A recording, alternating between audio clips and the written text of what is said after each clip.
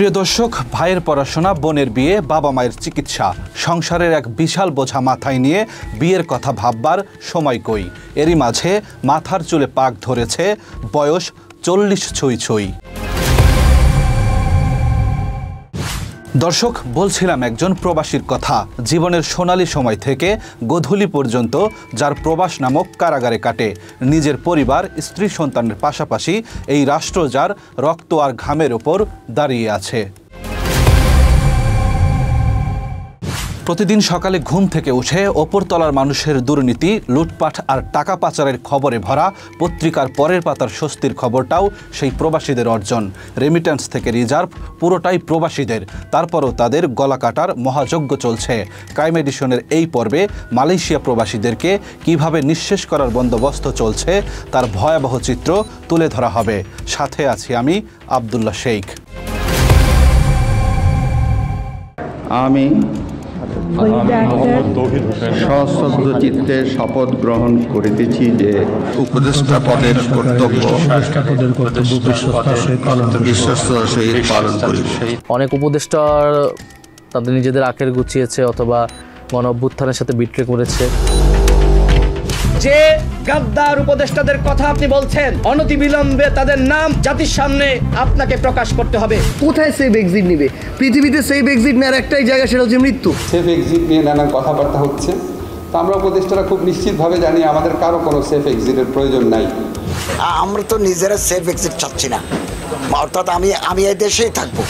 আমার ছেলে মেয়ে সবই দেশে, উনি যেহেতু নাম বলেননি, এটা আমার মানে শোভন হবে না এটা নিয়ে। উপদেষ্টাদের অনেকের বিরুদ্ধে যখন দুর্নীতি, সেফ এক্সিট আর টাকা পাচারের অভিযোগ উঠছে, তখন প্রবাসীরা প্রতিদিনই নিজেদের রেকর্ড নিজেরাই ভেঙে যাচ্ছেন। চলতি অর্থ বছরের মাত্র 4 মাসে প্রবাসীরা দেশে পাঠিয়েছেন 1,24,322 কোটি টাকা, যা অতীতের সব রেকর্ড ভেঙে দিয়েছে। স্বৈরাচার হাসিনা সরকারের রেখে যাওয়া $16 বিলিয়ন তলানিতে থাকা রিজার্ভ 1 বছরে এসে দাঁড়িয়েছে 32 বিলিয়নে। বলা চলে একমাত্র প্রবাসীদের কারণেই টিকে আছে এদেশের অর্থনীতি। তারপরেও এই প্রবাসীরাই যেন সবচেয়ে অপ্রয়োজনীয় বস্তু। আজকে বলতেছে যে প্রবাসীর জন্য আমরা এটা করতেছি, ওইটা করতেছি, কিন্তু আসলে কি ওইটা হইতেছে না, কোনোটাই হইতেছে না। আমরা একটু ফ্যাসিলিটি পাই নাই। প্রবাসী মন্ত্রণালয় বলেন আর যাই বলেন, এখন পর্যন্ত আমি কোনো হয়নি। যেখানে যাই ভোগান্তি, চেকিং ফেকিং এর নামে মানে যে অনেক হয়রানি করা হয়। তাদেরকে সরাসরি সহযোগিতা তো দূরের কথা, প্রতিটি পদে পদে তৈরি করা হয় প্রতিবন্ধকতা। পাসপোর্ট থেকে শুরু করে সবখানে গলা কাটা হয় প্রবাসীদেরকে। এমনকি বিদেশ থেকে দেশে ফেরার পরেও বিমানবন্দর থেকে তাদের সর্বস্ব চুরি করার দৃশ্য মাঝে মধ্যেই দেখা যায়।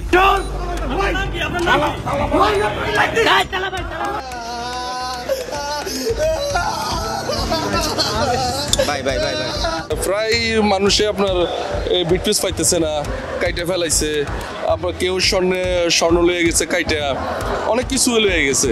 দেশের বাইরে থাকলে একটা কষ্ট কি, আত্মীয় স্বজন প্রিয়জন কেউ মারা গেলে এটা দেখতে পারে না। এখন আমরা মালয়েশিয়া যাইতেছি, মালয়েশিয়া গেলে আমরা যখন বাড়িয়ে যাবার পরে বিমানতে নামার পরে ইমিগ্রেশন ক্রস করার পরে আমাদের ব্যাগ আমাদের সামনে। বাংলাদেশে আমাকে লং টাইম জার্নি করতে হয়, লং টাইমের পরেই মনে করেন যে ব্যাগ পাওয়া যায় আর কি। পাসপোর্ট করা থেকে শুরু করে দেশে ফিরে আসা পর্যন্ত সবখানেই শুধু বঞ্চনা আর প্রতারণা যেন প্রবাসীদের নিয়তি। এভাবেই কেটেছে গেল 54 বছর। সরকার আসে, সরকার যায়, কিন্তু প্রবাসীদের চিন্তা কেউ করেনি। কষ্ট হইতে আছে অনেক, সফলতা হইতে গেলে কষ্ট করতে হবে সবার সাথে। ফ্যামিলি ছাড়া তো যাচ্ছে, অবশ্যই একটু কষ্ট তো হবেই। যাই হোক, ফ্যামিলির জন্য তো যাইতে তো হবেই, ঠিক আছে আর কি। ফ্যামিলি তো দেখতে হবে, তাই না? 5 আগস্ট স্বৈরাচারের পতনের পর প্রবাসীরা স্বপ্ন দেখেছিল ভাগ্য বদলের। কারণ প্রবাসীদের মন্ত্রণালয়টি এমন একজনকে দেয়া হয়েছিল যিনি আল্লাহর কাছে জীবনে একটিবার সুযোগ চেয়েছিলেন মানুষের জন্য কিছু করবার। হায় আল্লাহ, আমার খালি আমি যদি কোনোদিন কোনো মন্ত্রণালয় বা কোনো দেশ পরিচালনার দায়িত্ব পেতাম, আমি জীবন দিয়ে কাজ করতাম খালি মানুষের হৃদয় জয় করার জন্য। মানুষের হৃদয় জয় করা মানে আল্লাহর হৃদয় জয় করা। প্রিয় দর্শক, আসিফ নজরুল সেই সুযোগ পেয়েছেন, কিন্তু সুযোগ পাবার পর যা করেছেন চলুন তার কিছুটা দেখে আসা যাক।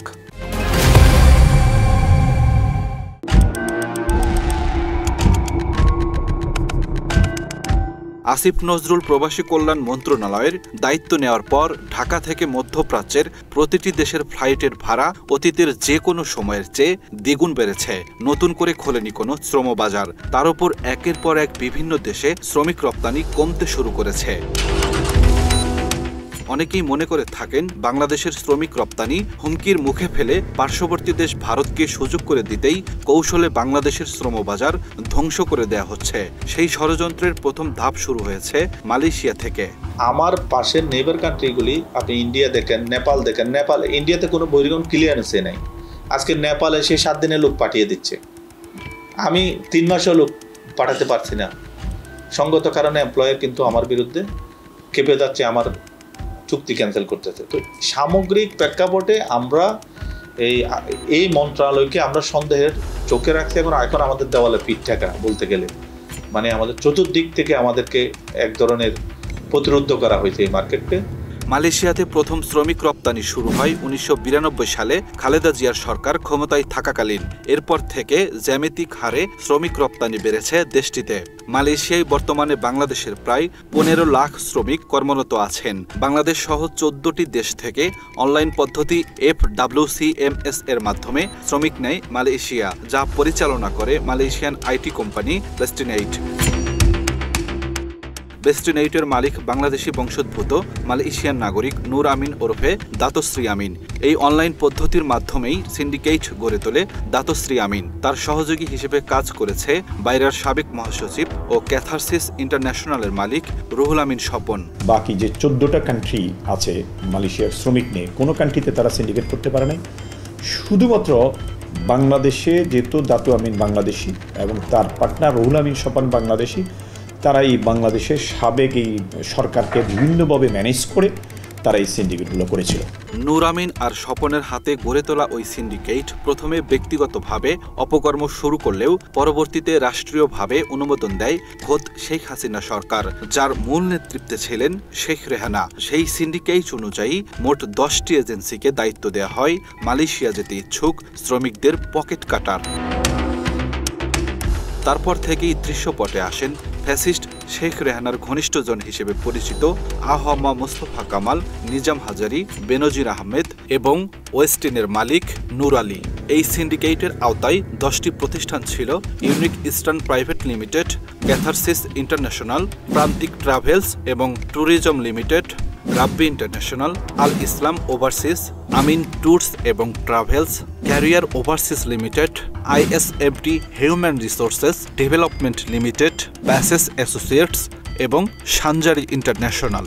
এই সিন্ডিকেটের মাধ্যমে আমরা যেটা দেখেছি, সিন্ডিকেট একটা বিশেষ ব্যক্তি এবং গোষ্ঠী তৈরি করেছে। সর্বশেষ যে সিন্ডিকেট তৈরি হয়েছিল সেখানে এই সাবেক ফেসিবাদী সরকারের মন্ত্রী, এমপি, বিভিন্ন পর্যায়ের নেতারা এটাতে সম্পৃক্ত ছিল। বাংলাদেশ মালয়েশিয়ার দ্বিপাক্ষিক চুক্তি অনুযায়ী কোন কোন এজেন্সি দেশটিতে শ্রমিক পাঠাতে পারবে তা নির্ধারণ করে দিবে মালয়েশিয়া সরকার, কিন্তু নামমাত্র চুক্তি থাকলেও এর কোনো কার্যকারিতা নেই। সেই সুযোগে 2016 থেকে 2018 সাল পর্যন্ত 2 বছর এই 10টি প্রতিষ্ঠানের মাধ্যমে মালয়েশিয়াতে শ্রমিক পাঠিয়েছে বাংলাদেশ। লাইসেন্স থাকা সত্ত্বেও এর বাইরে কোনো প্রতিষ্ঠান মালয়েশিয়াতে শ্রমিক পাঠাতে পারেনি। এরপর মালয়েশিয়া সরকারের আপত্তির মুখে প্রথমে 25টি, এরপর 101টি এজেন্সিকে অনুমতি দেওয়া হয়। নামে 101টি এজেন্সিকে কাজ দেওয়া হলেও মূলত ওই 10 জনের সিন্ডিকেট নিয়ন্ত্রণ করত পুরো মালয়েশিয়ান শ্রমবাজার। সাবেক প্রধানমন্ত্রীর স্বাক্ষরে এই 10 জনের এই সিন্ডিকেটটা হয়েছিল। এরপরে আপনার এটা নিয়ে অনেক আন্দোলন সংগ্রাম হয়েছিল, কিন্তু আনফর্চুনেটলি একই গভর্নমেন্টের আমলেই আবার 20-22-এ আবার প্রথমে 25 জনের মাধ্যমে সিন্ডিকেট তৈরি হয়েছিল। পরে এটা আবার 50 জন এবং একটা পর্যায়ে 101 জনে রূপান্তরিত হয়। 2021 সালে মালয়েশিয়ার সাথে বাংলাদেশ সরকারের সমঝোতা স্মারক সম্পন্ন হবার পর নিয়ম অনুযায়ী দেশটিতে শ্রমিক পাঠাতে এক একজনের খরচ হবার কথা 79,000 টাকা, কিন্তু প্রতিজন শ্রমিক বাবদ রিক্রুটিং এজেন্সিকে দিতে হতো 1,52,000 টাকা। শেয়ালের মুরগি ভাগাভাগির এই নিয়মেই বাংলাদেশ থেকে মোট 4,76,000 শ্রমিক মালয়েশিয়াতে গিয়েছেন, যাদের কাছ থেকে ওই সিন্ডিকেট 24,000 কোটি টাকা হাতিয়ে নিয়েছেন, যে কারণে মালয়েশিয়া যেতে এক একজন শ্রমিককে গুনতে হয়েছে 5 থেকে 6 লাখ টাকা। এই প্রত্যেক কর্মী থেকে তারা কিন্তু 1,52,000 টাকা করে অতিরিক্ত চাঁদা নিয়েছে।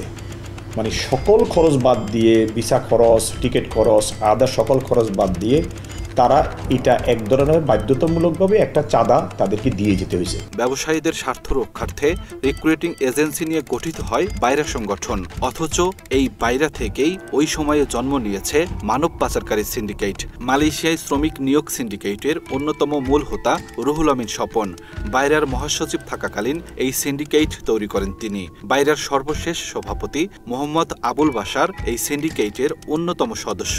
এছাড়া পতিত আওয়ামী লীগের প্রেসিডিয়াম কমিটির সদস্য ছিলেন তিনি। কার্যত বাইরার এসব অসাধু নেতাদের হাত ধরেই শুরু হয়েছে মানুষ ঠকানোর সিন্ডিকেট। সিন্ডিকেট অনিয়ম আর দুর্নীতির খেসারত দিতে হয়েছে প্রবাসী শ্রমিকদের। অর্থ খরচ করে বিদেশে যাওয়ার বিনিময়ে ভোগ করেছে জেল, পাননি উপযুক্ত কাজের সুযোগ। এখানে আসার পরে ওরা আমাদের সাথে কথা ছিল যে সুপার মার্কেটে কাজ দিবে, পরে আসার পরে দেখি যে এখানে ওই কোম্পানি কোনো কিছুই নাই। পর কিছু 4 মাস 3 মাস অনেকে পয়সা টাকার পরে একটা কোম্পানিতে কাজ দিছে। দেওয়ার পরে এই দেশের পুলিশ কোম্পানিতে গিয়ে আমাদের ধরে নিয়ে আসে আমাদের 17 মাস একটা ক্যাম্পে আটকায় রাখে। গোলাম মোল্লা কোনো কিছু ব্যবস্থা আমার করে নাই, তবে আমি গোলাম মোল্লারে 4.5 লাখ টাকা দিছি। এই ঋণ গোলাম মনে করেন পাহাড় সমান হয়েছে, মনে করেন এটা বিচার চাই। ঢাকা গোলাম মোল্লা জিএমজি অফিস থেকে আসার পরে আমি 4 মাস বসে আছিলাম। গোলাম মোল্লা আমাকে কোম্পানির কথা বলে পাঠাইছে, কিন্তু এই জায়গায় আমরা কোনো কোম্পানি পাইনি। জিএমজি অফিস নামের এক কোম্পানি আমাদের পাঠাইছে। আমাদের আসলে বিষয় হলো ক্লিনার ভিসা। তো ক্লিনার ভিসা আমরা আসার পরে 4 মাস বসাছিলাম। বসা থাকার পরে আমাদের কিন্তু এই 4 মাসের কিন্তু বেতন দেয় নাই। মালয়েশিয়া আসছি আমি, প্রফেকশন একটা কোম্পানির নামে আমাকে এখানে পাঠানো হয়েছে। আমাদেরকে যে বিষয়ে আনছে সেই বিষয়ে কাজ দিতে পারে নাই ক্লিনারের। আমার ইমিগ্রেশন ধরে আমার বন্দি করলো এক জেলখানায়, আমরা 38টা লোক। টোটালি ওরা আমাদের সাথে প্রতারণা করছে। এই দেশে কাছে যে পাঠাইছে এর নাম হচ্ছে প্রফেকশনটা। এটা কোম্পানি খুব খারাপ। মালয়েশিয়াতে আমরা অনেক কষ্ট করছি। এর আগে 2018 সালে দুর্নীতি আর অনিয়মের অভিযোগ তুলে বাংলাদেশি শ্রমিক নেয়া বন্ধ রাখে মালয়েশিয়া। মাঝে সেই নিষেধাজ্ঞা তুলে নিলেও নানা অনিয়মের কারণে 2024 সালের জুন থেকে আবারও বাংলাদেশের শ্রমিক নেয়া বন্ধ রেখেছে মালয়েশিয়া। আপনি আমাকে মালয়েশিয়ায় কাজ করতে দিচ্ছেন না, আপনি আমাকে ইরাকে কাজ করতে দিচ্ছেন না, আপনি আমাকে লিবিয়া, সিঙ্গাপুর কোনো দেশে আমি কাজ করতে পারতেছি না। সৌদি আরব আমার এজেন্সি কাজ করতে পারতেছে না। নির্দিষ্ট এজেন্সি সৌদি আরবের তালিকাভুক্ত, তারাই কাজ করতে পারে। তাহলে বাকিরা কাজ করতে পারে। চতুর্দিক থেকে বাজারটাকে মানে রুদ্ধ করা হয়েছে।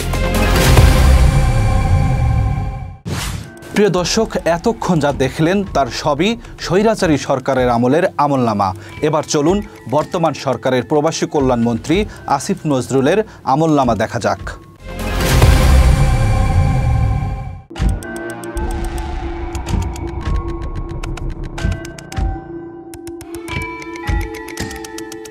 মালয়েশিয়ায় যে 14টি দেশ শ্রমিক পাঠায় তাদের মাঝে সবচেয়ে বেশি টাকা গুনতে হয় বাংলাদেশি শ্রমিকদেরকে। পার্শ্ববর্তী দেশ ভারত থেকে মালয়েশিয়া যেতে খরচ হয় 55 থেকে 70 হাজার টাকা, পাকিস্তান 60 থেকে 80, এমনকি শ্রীলঙ্কা থেকেও 70 থেকে 90 হাজার টাকায় শ্রমিকরা মালয়েশিয়া যাচ্ছে। 5 আগস্ট স্বৈরাচারের পতনের পর বাংলাদেশি শ্রমিক এবং সাধারণ রিক্রুটিং এজেন্সিগুলো স্বপ্ন দেখেছিল সিন্ডিকেট মুক্ত ব্যবস্থার, কিন্তু হয়েছে তার উল্টোটা। আমরা আশা করেছিলাম এই বর্তমান সরকার সমাজে বৈষম্য সৃষ্টি হওয়ার পরে এই বৈষম্য দূর করার জন্য এই সরকার আমাদের সকলের আন্দোলনের ফলে বাংলাদেশের সকল মানুষের আন্দোলনের পক্ষে সরকার আসে। এই সরকারের কাছে আমাদের অনেক আশা ছিল। এই সরকারের মাননীয় উপদেষ্টা এখন পর্যন্ত এই সিন্ডিকেটের সদস্যদের বিরুদ্ধে কোনো প্রকার আইনি পদক্ষেপ তো নেয়ই নাই, বরঞ্চ এই আসামিদের কারাগারের সাথে বসে সে মিটিং করে। এই এত বড় মাফিয়া চক্রের আসামিদের সাথে বসে যখন উপদেষ্টা মিটিং করে, তখন আমরা বাংলাদেশের মানুষ খুবই ব্যথিত হই। ফ্যাসিস্ট আমল থেকে যে কজন রিক্রুটিং এজেন্সির মালিক সিন্ডিকেটের বিরুদ্ধে লড়াই করছেন তাদের মধ্যে একজন আফিয়া ওভারসিজের মালিক আলতাফ খান, যিনি সিন্ডিকেটের বিরুদ্ধে প্রতিবাদ করায় আটক ছিলেন অনেক দিন। আমাকে বিভিন্ন হুমকি ধমকি দিতেছে, আমি টেলিফোনে মিথ্যা মামলা আমার নামে করবে অনেক বিদেশে।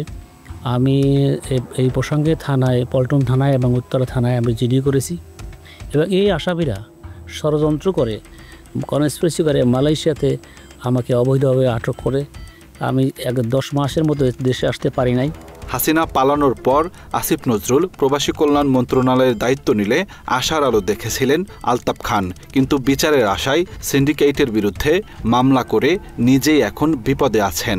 জনাব আসিফ নজরুল সাহেব, লুৎফি সিদ্দিকী সাহেব এবং সহকারী উপদেষ্টা খোদাবাগ চৌধুরীর নামও ওখানে এসেছে। তারা এই সিন্ডিকেটকে আবার প্যাট্রোনাইজ করতেছেন বলে আমরা শুনতেছি। বাধ্য করেছে এই মামলায় পার্টি ফাইনাল রিপোর্ট দেওয়ার জন্য। মামলার তদন্তকারী কর্মকর্তা নিজে আমার কাছে বলেছেন যে যদি সে মামলা ফাইনাল রিপোর্ট না দেওয়া হতো তাহলে তাকে গুম করা হতো, তাকে তার লাশ খুঁজে পাওয়া যেত না। সে বাধ্য হয়েছে এটা করার জন্য। মালয়েশিয়ায় শ্রমিক পাঠানোর তালিকাভুক্ত এজেন্সি ইউনাইটেড এক্সপোর্টের মালিক SM রফিক। তবে শুরুতে তালিকা থেকে বাদ পড়ায় মালয়েশিয়া সরকারের সাথে যোগাযোগ করেন তিনি। পরে মালয়েশিয়া সরকার তাকে ব্যবসা করার সুযোগ দেন, অথচ তার থেকেও চাপ প্রয়োগ করে 3.5 কোটি টাকা বাগিয়ে নেয় সিন্ডিকেট মাফিয়া রুহুল আমিন স্বপন। তখন আমাকে প্রেশার করে আমার থেকে 3.5 কোটি টাকা এই স্বপন এই পারপাসে আমার থেকে নেয়। আমি যেহেতু ওখান থেকে করে আনছি ওই কারণে আমি এতটুকু রেয়াত পাইছি আর কি। তো ওই 3.5 কোটি টাকা আমার থেকে সে নগদ নিয়ে নেয় আর কি। SM রফিক সিন্ডিকেটের বিরুদ্ধে লড়াই করছেন 2016 সাল থেকে। তাদের বিরুদ্ধে মামলা করায় গোয়েন্দা বাহিনীর তৎকালীন সদস্যদের দিয়ে তাকে তুলে নিয়ে যায় আওয়ামী লীগ মনোনীত সাবেক সংসদ সদস্য বেনজির আহমেদ। তুলে নেওয়ার পর রফিককে ভয় দেখানো হয় রাঘব বোয়ালের। বলা হয় সিন্ডিকেটের সাথে সরাসরি জড়িত শেখ রেহানা বেশি বাড়াবাড়ি করলে রফিককে দুনিয়া থেকে সরিয়ে দেওয়ার হুমকি দেয় বেনজির আহমেদ।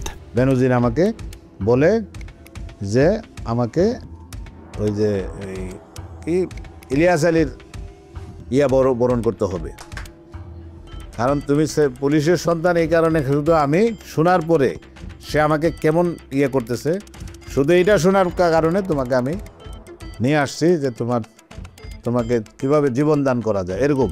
এসব নির্যাতনের বিচারের আশায় তিনিও আসিফ নজরুলের দ্বারস্থ হয়েছিলেন, কিন্তু লাভের লাভ কিছুই হয়নি। এই মন্ত্রণালয় আমরা তো আইনের আইনের বুকের ভিতরে পেটের মধ্যে আমরা বাস করি, এটাই বুঝাইতে চাইছে যে এই আসিফ নজরুল সাহেব আইন মন্ত্রণালয় তার অধীনে। দ্যাট মিনস এরা যা করে তারা পার পেয়ে যাবে, আর এগুলা কোনো ব্যাপারই না। আসিফ নজরুল সাহেব খোঁচা দিবে, এইসব সব আদেশ বাতিল হয়ে যাবে, এরকম একটা আমাকে এই ধরনের আচরণ তারা করছে। সিন্ডিকেটের বিরুদ্ধে মামলা করার অপরাধে ইউনাইটেড এক্সপোর্টের লাইসেন্স স্থগিত করেছে আসিফ নজরুলের প্রবাসী কল্যাণ ও বৈদেশিক কর্মসংস্থান মন্ত্রণালয়। লাইসেন্স সচল করতে আদালতের দ্বারস্থ হন এজেন্সির মালিক রফিক। 3 দিনের মধ্যে তার লাইসেন্স সচল করতে প্রবাসী কল্যাণ মন্ত্রণালয়কে আদেশ দেন আদালত। তবে আদালতের আদেশের কপি ছুঁড়ে ফেলে দেওয়ার অভিযোগ করেছেন রফিক। অনেকে আদেশ নিয়ে আসি, তো মন্ত্রণালয়ের সংশ্লিষ্ট কর্তৃপক্ষের যাদের সাথে আমি যোগাযোগ করি তারা আমাকে এই কাগজটাকে ঠিক এইভাবে ধরে, এই আদেশ আমাদের কোনো কার্যকর করার কোনো এখতিয়ার নাই, তারা কি বলে বাউন না, এটা আদেশ আনছেন আপনি, আদেশ নিয়ে ঠান্ডা মাথায় এটা মাথার তলে দিয়ে শুয়ে থাকেন। আদালতের আদেশকে শুধু তুচ্ছ তাচ্ছিল্য করাই না, ইউনাইটেড এক্সপোর্টের মালিককে গুম করারও হুমকি দেওয়া হয় আসিফ নজরুলের প্রবাসী কল্যাণ মন্ত্রণালয় থেকে। আমি জলে বাস করে কুমিরের সাথে ঝগড়া করতেছি, একবার গুম হয়েছি, আরো বা আপনি এবার ফাইনালি গুম হবেন, এটা কিন্তু এই আমলে বলতেছে এই অফিসাররা। আপনারা চিন্তাছেন না যে কাদের বিরুদ্ধে লাগছেন। উপায় না পেয়ে পল্টন থানায় জিডি করতে যান SM রফিক। তার থেকে বিবরণী শুনে ভয়ে মামলা নেয়নি পল্টন থানা। ভারপ্রাপ্ত কর্মকর্তা রফিককে জানান সচিবদের বিরুদ্ধে মামলা নিলে তাকে বদলি করে দেয়া হবে। জিডি করলে অফিসার আমার থেকে জিডি গ্রহণ করে রোজার মাস যে ইফতার করে আসেন, আমি ইফতার করে আসলে তখন অফিসার আমাকে বলে যে আমরা এই জিডিটা নিতে পারবো না, কারণ সচিবের নাম দেখা যায়, যদি আমরা এই জিডিটা নেই তো এই সচিব স্বরাষ্ট্র সচিবরে বলবে, স্বরাষ্ট্র সচিব যখন আমাকে বলবে, আমাকে টেকনাফ পাঠাবে। থানায় জিডি না নেয়ায় আদালতে যান এস.এম. রফিক। এ সময় প্রবাসী কল্যাণ ও বৈদেশিক কর্মসংস্থান মন্ত্রণালয়ের একাধিক কর্মকর্তার বিরুদ্ধে আদালত অবমাননার মামলা করেন তিনি।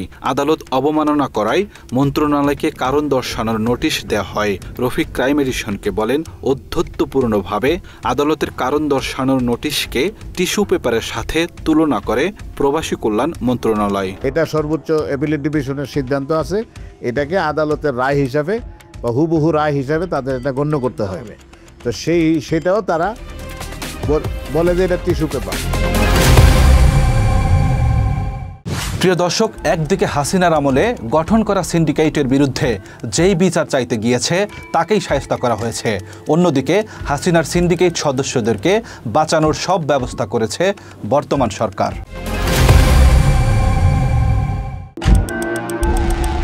পায়রার নির্বাচিত পুরনো কমিটির মেয়াদ শেষ হয়ে গেলেও অভিযোগ আছে এখনও অদৃশ্যভাবে কার্যক্রম পরিচালনা করছে আগের কমিটি।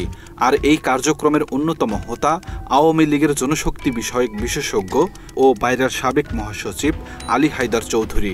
আগের বিভিন্ন বিষয়ে প্রধান উপদেষ্টা বরাবর আবেদন করলেও সিন্ডিকেটের বিরুদ্ধে কোনো পদক্ষেপ নেননি তিনি। এই মার্কেটের উপরে এখন এত ওভারলোড হয়ে গেছে, মার্কেট এখন স্যাচুরেটেড হয়ে গেছে। আমরা সরকার কাছে অনুরোধ জানিয়েছি যে মালয়েশিয়া মার্কেট আছে, ইউএই মার্কেট আছে, যেসব বাজারগুলো সংকুচিত হয়ে আছে সেসব বাজারগুলো যাতে আরও একটু ওয়াইড স্কেলে এটাকে সম্প্রসারণ করার জন্য সরকার যাতে পদক্ষেপ নেয়। রাজধানীর পল্টন থানায় দায়ের করা একটি মামলায় অর্থ ও মানব পাচারের জন্য অভিযুক্ত করা হয় দাতশ্রী আমিন ও রুহুল আমিনকে। তবে ওই মামলায় সিআইডি রহস্যজনকভাবে অভিযুক্তদের পক্ষে চূড়ান্ত প্রতিবেদন জমা দিয়েছে। যদিও বাদীপক্ষ আদালতে নারাজি দেওয়ার পর মামলাটি পুনরায় অধিক তদন্তের নির্দেশ দেওয়া হয়েছে ডিবিকে। মামলাটা যখন এফআইআর হয়েছিল তদন্তের পথে তারা এটা ফাইনাল রিপোর্ট করছে, পরবর্তী যেটা আমরা নারাজি দিয়েছি, নারাজি অ্যাকসেপ্ট হয়েছে। আবার নতুন করে চার্জশিট দেওয়ার জন্য তদন্ত সাপেক্ষে প্রতিবেদনটা আর্কিটের জন্য দিয়েছে। সকল প্রমাণ থাকার পরেও সরকারের প্রভাবশালী উপদেষ্টার চাপে মামলাটি ধামাচাপার পায়তারা হয়েছে বলে অভিযোগ উঠেছে। অজ্ঞাত কারণে এই কাগজপত্রগুলো মালয়েশিয়াতে পাঠানো হয় নাই এবং মামলাটি সিআইডিতে স্থানান্তর করে একরকম বলতে গেলে ডিপ ফ্রিজে রাখা হয়। তাহলে দেখেন এখন আবার এই আসামিরা আবার এই সিন্ডিকেট করার চেষ্টা করতেছে। এজেন্সি মালিকদের দাবি, পুরাতন সিন্ডিকেট সদস্যদের নিয়ে নতুন বোতলে পুরাতন মদ বিক্রির পায়তারা করছে মন্ত্রণালয়। আগের সিন্ডিকেট সদস্যদের আড়ালে রেখে আবারও সিন্ডিকেটের মাধ্যমে মালয়েশিয়ায় শ্রমিক পাঠানোর ষড়যন্ত্র চলছে। পুরাতন সিন্ডিকেটের সাথে সরকারের অনেকেই জড়িত বলে মনে করেন সাধারণ এজেন্সি মালিকরা। কিন্তু এই 14 মাসে আসিফ নজরুল স্যারের এই নেতৃত্বে মন্ত্রণালয় যেগুলো লিগেল অভিবাসী মানে পরিপন্থী যেগুলো বিধি দফা প্রজ্ঞাপনে আকারে এগুলো মানে যেটা আপনি করছেন পাশ করেছেন, এগুলো আমাদের টোটাল লিগেল মাইগ্রেশনকে একদম মানে প্রতিবন্ধকতা তৈরি করছে এখন। এবং আমরা ইতিমধ্যে লক্ষ্য করছি যেটাকে আনএথিক্যাল ইলিগেল মাইগ্রেশনটাকে এখানে উৎসাহিত করা হচ্ছে। একবার গুম হয়েছে, আরো বা আপনি এবার ফাইনালি গুম হবেন, এটা কিন্তু এই আমলে বলতেছে এই অফিসাররা। আপনারা চিন্তাছেন না যে কাদের বিরুদ্ধে লাগছেন। গেল 15 মে মালয়েশিয়া সফরে গিয়ে সে দেশের সরকারের সাথে বৈঠক করেছিলেন আসিফ নজরুল। মালয়েশিয়াতে এসেছি 2 দিন আগে, এর মধ্যে মালয়েশিয়ার 3 জন মন্ত্রীর সাথে বৈঠক হয়েছে। এখানে কিছু অগ্রগতি সাধিত হয়েছে, সেটা আপনাদের সাথে শেয়ার করতে চাচ্ছি। আমরা অনুরোধ করেছিলাম বাংলাদেশে যারা রিক্রুটিং এজেন্ট আছে তাদের সবার জন্য যেন উন্মুক্ত করে দেওয়া হয়, যাতে সবাই লোক পাঠানোর সুযোগ নিতে পারে। সেই ধারাবাহিকতায় আগামী 7 নভেম্বরের মধ্যে রিক্রুটিং এজেন্সিগুলোকে আবেদন করতে বলা হয়েছে। মালয়েশিয়া সরকারের বেঁধে দেওয়া 10টি মানদণ্ডে বেসরকারি রিক্রুটিং এজেন্সি বাছাই করার কথা, কিন্তু অভিযোগ উঠেছে ভেতরে ভেতরে সরকারের বেশ কয়েকজন প্রভাবশালী ব্যক্তি সহ আগের সিন্ডিকেট সদস্যদেরকে নিয়েই করা হচ্ছে গরিব ঠকানোর সিন্ডিকেট। এই মানে 10টা ক্রাইটেরিয়া আসলে বর্তমানে অ্যাক্টিভ এজেন্সি প্রায় 2500-র কাছাকাছি। সমস্ত এজেন্সি, মেজরিটি এজেন্সির পক্ষে এটা পূরণ করা সম্ভব না, এটা পূরণ করতে পারবে না যে ধরনের ক্রাইটেরিয়াগুলো। বিশেষ করে 10,000 স্কোয়ার ফিটের অফিস, নিজস্ব ট্রেনিং সেন্টার, 10,000 স্কোয়ার ফিটের অফিস, তাও আবার 3 বছর যাবত আমি করে আসতেছি, ইউজ করে আসতেছি এরকম। তো এটা আসলে সবার পক্ষে পসিবল না। দেখেন নেপালের প্রধানমন্ত্রী সে সকল স্টেক হোল্ডারের সাথে বসে তারা নেপাল সিদ্ধান্ত নিয়েছে যে তারা এই মালয়েশিয়ার এই 10 ক্রাইটেরিয়া সিদ্ধান্তের সাথে তারা একমত নয়। পাকিস্তান দেখেন তারা জানিয়ে দিয়েছেন তারা একমত নয়। বাংলাদেশ কিভাবে এখানে আমাদেরকে এই ক্রাইটেরিয়া মেনে বিজ্ঞপ্তি দেওয়ার সাথে সাথে কোনো প্রকার আলোচনা না করেই এই ধরনের একটা বিজ্ঞপ্তি রাতারাতি দিয়ে আমাদেরকে প্রোফাইল জমা দেওয়ার জন্য বলছে। আমরা মনে করি সরকারের, এবং জানতে পেরেছি সরকারের অনেক কর্মকর্তা এর সাথে জড়িত। এসব অভিযোগের ভিত্তিতে মন্ত্রণালয়ের বক্তব্য চাইতে গেলে শুরু হয় চোর পুলিশ খেলা। এখান থেকে ওখানে, ওখান থেকে সেখানে, এভাবে কালক্ষেপণ করা হলেও শেষ পর্যন্ত ক্রাইম এডিশনের মুখোমুখি হয়নি কেউ। মন্ত্রণালয়ের সিনিয়র সচিব নিয়ামত উল্লাহ ভূঁইয়ার সাথে আমরা কথা বলতে যেয়ে তাকে পাইনি। তার অবর্তমানে আমাদের সাথে কথা হয় সিনিয়র সহকারী সচিব শিবলি সাদিকের। আদালতের আদেশ ছুঁড়ে ফেলে দেওয়ার অভিযোগ রয়েছে তার বিরুদ্ধে। তবে এসব বিষয় নিয়ে আমাদের সাথে আনুষ্ঠানিকভাবে কোনো কথা বলতে রাজি হননি তিনি। এমনকি অ্যাপয়েন্টমেন্ট দিয়েও আমাদের সাথে কথা বলেননি সিনিয়র সচিব নিয়ামতুল্লাহ। একটু কথা বলতে চাচ্ছিলাম আপনার সঙ্গে মালয়েশিয়ার যে কর্মী পাঠানোর যে বিষয়গুলো নিয়ে, এই ইস্যুসটা নিয়ে কথা বলতে চাচ্ছিলাম। আমার তো মানে ফোকাল পয়েন্ট না, কথা বলতে শুধু যে ইস্যুসগুলো ছিল সেটা হচ্ছে আপনার সাইন করা ছিল ওই বিষয়ে। সবই ঠিক আছে, কিন্তু সবই তো ছাত্রের সিদ্ধান্ত, তো এই বিষয়টা কথা বলবেন। বেশ কিছুক্ষণ চেষ্টা করার পর সহকারী সচিব জানান গণমাধ্যমে মন্ত্রণালয়ের পক্ষে কথা বলার অনুমতি আছে নিয়ামতুল্লাহর। নিয়ামতুল্লাহ স্যার আসছেন? না না স্যার জানেন, অলরেডি যে মাস পার হয়ে গেছে স্যার, মানুষের তো আসার পর থেকেই কাজ করতেছে। ছাত্র সাক্ষাৎকার দেয় না, সাক্ষাৎকার দেবে সবসময় জনপ্রতিনিধি উপদেষ্টা, সরকারি কর্মচারী সাক্ষাৎকার পার্সোনাল উপদেষ্টা, উপদেষ্টা তো খুব ভাইব্রেট। অভিযোগের আঙ্গুল যার দিকে সবচেয়ে বেশি উঠেছে তিনি মন্ত্রণালয়ের উপদেষ্টা আসিফ নজরুল, কিন্তু তার সাক্ষাৎ পাওয়া হয়নি। উপদেষ্টার একান্ত সচিবের কাছে সময় চেয়েও সাক্ষাৎ মেলেনি।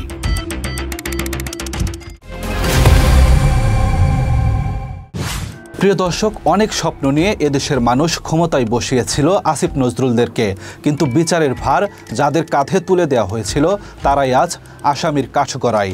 আসিফ নজরুলের বিরুদ্ধে ওঠা এসব অভিযোগ সত্যি হলে এদেশের মানুষ তার দৃষ্টান্তমূলক শাস্তি চায়। সেই সাথে 2016 সাল থেকে যেসব বাংলাদেশি শ্রমিক মালয়েশিয়া গিয়েছে তাদের পকেট কেটে নেওয়া বাড়তি অর্থ ফেরত চায় তারা।